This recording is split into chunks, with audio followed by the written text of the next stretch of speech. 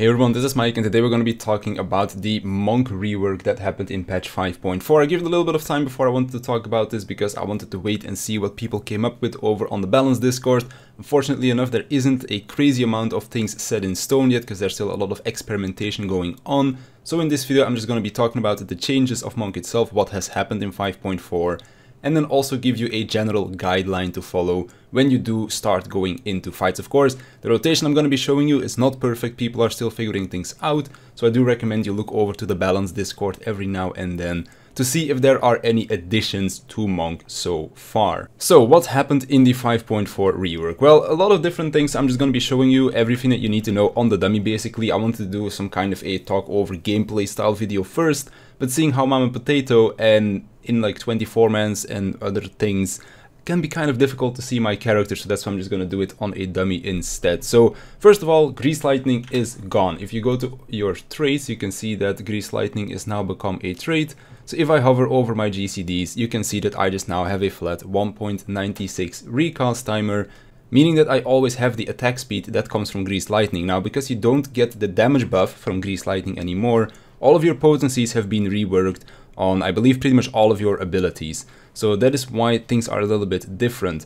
One important potency to note is that Twin Snakes got buffed a whole lot more than True Strike. And this will make it so that the Twin True True Twin rotation that we had at the beginning of Shadowbringers because of the 4th Grease Lightning stack is now gone. So you're going to go back to doing Dragon Kick Twin Snakes into a random 3rd GCD, into then a Bootshine True Strike, and again a random 3rd GCD.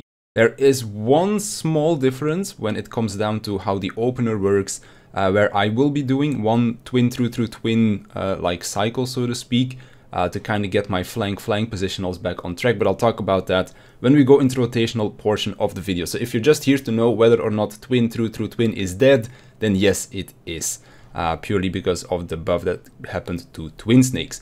So because we don't have our 4th Grease Lightning stack anymore, because Grease Lightning stacks are gone, Fists of Fire is basically going to be the stance that we will always be in, because Fists of Wind is only going to be giving us that movement speed buff. So it doesn't actually grant us a 4th Grease Lightning stack anymore, because of course Grease Lightning stacks are gone. If you're wondering what the attack speed bonus is that we get from our Grease Lightning traits, we're basically always going to be at the same speed that we would have if we had 4 Grease Lightning stacks active.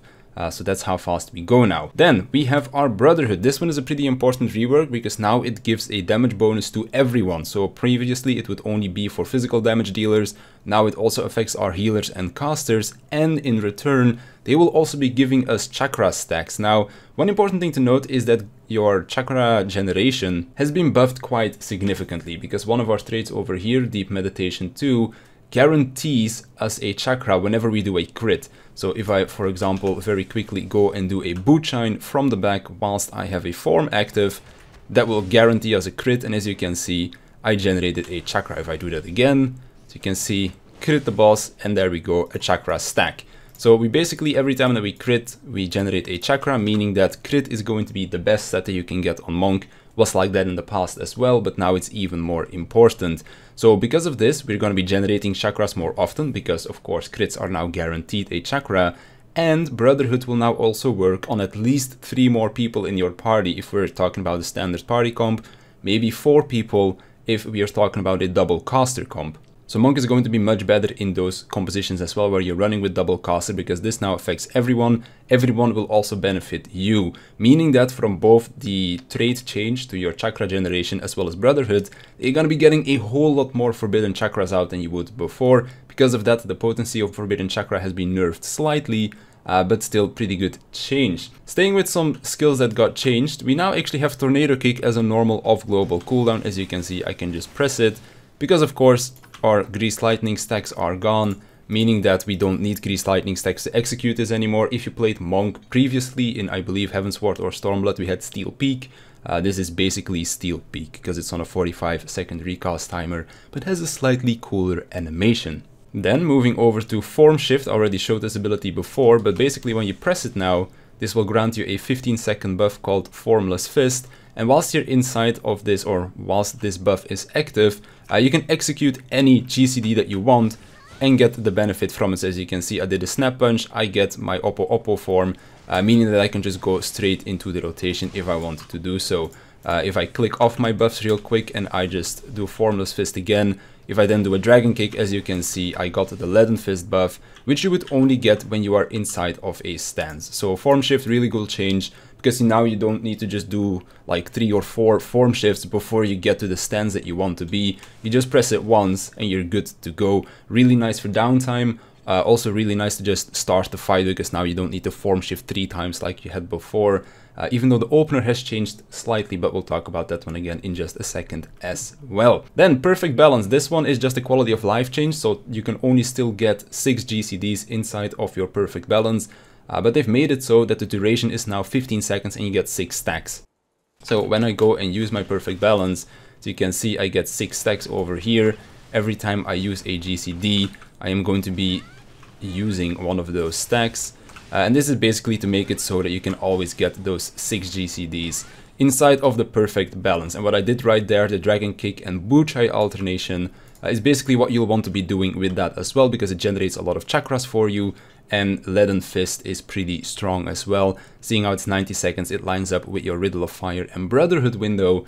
So it's gonna be a pretty high burst window for you as well. Moving over to Six-Sided Star. This one got a slight change in the sense that it now just gives you a bunch of movement speed. So previously this would, what is it, like extend the duration of your Greased Lightning, I believe. But seeing how Greased Lightning is gone, when we use our Six-Sided Star, as you can see, I'm going to be moving quite fast. I believe this is slightly below sprinting speed, but it is going to be pretty fast, like just press this, run away. You basically don't have to press sprint anymore. It's quite nice because this allows you to just greet that extra GCD. When you use it, as you can see, the recast timer on all of my abilities does go to that 5 seconds. Of course, this is like 4 seconds because we have that Greased Lightning trait. But yeah, it is double as long as a normal GCD would be. So it's basically just there for downtime purposes. I do like this quite a lot more because it just allows you to greet that extra GCD, whereas you wouldn't be able to do that before, or you would need to use sprint to get away from the boss. That's pretty cool. Meditate is of course still exactly the same. I do need to hit the boss to get rid of my thing over here. So when we use this, we can just meditate, generate chakras. This is probably still the thing you want to be doing during downtime if you can, or if you have the time for that. And then of course you can just like form shift if you want to run back and immediately refresh that demolish or something like that. When we're talking downtime still, also Anatman got changed slightly, where it will now just extend the duration of your Twin Snakes as well as your form that you are currently in. And you can do that for a total of 30 seconds. So say for example that I in my Oppo form, actually no, because I need to apply my Twin Snakes to show this. So for example, boss goes away, we have to wait a little bit. I can just press meditation, and as you can see, my Twin Snakes is gonna stay at 15 seconds, and my Coral form, which I'm in right now, is also gonna stay at 15 seconds. The form thing, I'm not really convinced by that it is all that useful, because you can just form shift, and you have that as well.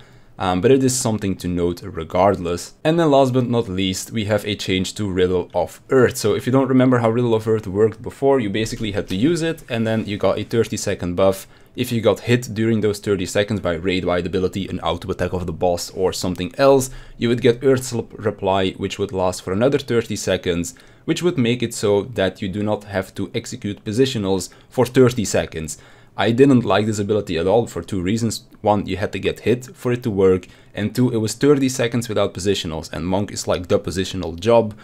So I did feel like it should kind of like stay core to the job that you have to execute positionals. So what they've done is they've given it 3 charges, as you can see, 3 charges. It takes 30 seconds to get 1 charge, and you still get the 10% damage reduction from it, but during those 6 seconds that it now lasts, you also get free positionals. So basically in combination with True North, you now have a lot of different things that you can do for you to not hit positionals. So you can use your True North if you need a longer duration without positionals, because True North lasts 10 seconds, but Riddle of Earth gives you those 6 seconds for when you need that 1 or 2 GCDs, where you can't hit the flank or the back of the boss because of certain mechanics that are going on. And you also get this more frequently than you do True North, because True North is 45 seconds, Riddle of Earth is only 30 seconds recast. So that's a really cool change to Monk. So those are pretty much the changes, if you were wondering what has happened to Monk. So you always want to be Fist of Fire, and then of course all of the other changes as well. So now I'll just run you through a basic rotation of Monk. Monk has a 90-second rotation now. There is one thing that I'm not quite sure about if it is going to be the most optimal, but it is something that I personally like to do. Again, when more information becomes available, go look at the Balance Discord for when they bring updates to the Monk rotation. This is personally what I am going to be doing, and I am doing just fine in terms of DPS as well. So first of all, what we want to do, of course, get all of your chakras filled up so that you have that Forbidden Chakra ready. We form shift, we use our True North, and then we go to town on the boss. Normally you use your potion here as well, but I am not going to be using a potion because it's just on a dummy to showcase what Monk kind of looks like right now. We use our buffs. We are of course going to be alternating between the flank and the back for our boot shine and true strike, and I pressed the wrong button there, but that's fine. And then we finish the opener here. Now we're going to go for the second dragon kick because we do not have our Leaden Fist active. Now normally what you would be doing here is you're still going to be alternating between the back and the flank quite often, because as you can see I need to dragon kick here because of how we got out of perfect balance. And this is one of the things that people disliked about Monk, having to constantly alternate between the back and the flank, because dragon kick and twin snakes is not aligned in the rotation, and I totally get that. I did not like that about Monk either. So to fix that, what you can do is you can actually just do one twin through twin rotation. Again, I'm not quite sure if this is optimal by any stretch of the imagination, but it is something that I personally like to do, and then it does fix your rotation. So as you can see, if you do one twin through twin rotation, you can now just dragon kick twin snakes from the flank, then do your third random positional, and then you can do back with boot shine true strike, and again your third positional is going to be random whether or not you need to refresh your demolish, and you can kind of keep it up like that. Now whilst we go into our third, not in our third, but into our next burst window, what you do want to do is refresh your dragon kick twin snakes. You also want to be refreshing your demolish, and then you can go into that perfect balance window again, where you can go and spam your dragon kick boot shines. If you do not refresh your twin snakes and your demolish, you will be dropping both, which is why I like to just overcap them both. Again, not sure if that is the most optimal way to go about it, but that is just what I have been doing and it feels alright. Then over here I'm going to be doing a one twin through twin rotation again, to make it so that my flank positionals and my back positionals are aligned, and that I can just do dragon kick twin snakes into boot shine true strike when it comes down to the normal rotation for Monk. So that's pretty much what Monk looks like right now. Again, about the twin through twin, not 100% sure if that is the most optimal way to go about it. Same thing as with overcapping or refreshing your twin snakes and your demolish early before we go into that perfect balance window. I'm not quite sure if that is most optimal either, but that is basically what I have been doing. Works just fine for me, and I do think that Monk right now feels quite alright to play. It's a lot more simple than it was before, because you don't have to dance around the boss constantly because of the twin through twin rotation. Again, if you want to do it optimally, technically you're not doing the twin through twin rotation, but because people didn't like that in the past, just do it once and then it aligns again, being able to alternate dragon kick twin snakes with boot shine true strike.